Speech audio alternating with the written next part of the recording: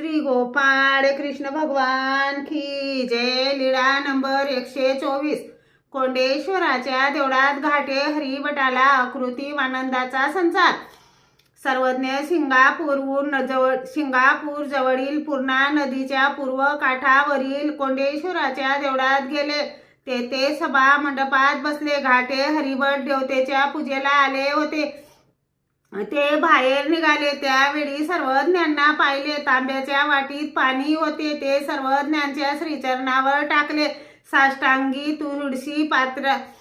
तुळशी पत्राने पूजन केले आणि सर्वज्ञांपासून त्यांना अकृत्रिम आनंद येऊ लागला। यावर सर्वज्ञांनी चांगदेव भटाला कुकडीचा दृष्टांत निरूपण केला। कुकडी असे ते अंडी घाली पिली होती, तयासी पाकवा दे अमृत कडा असे ते संचरे, तया तव तिये वाढती।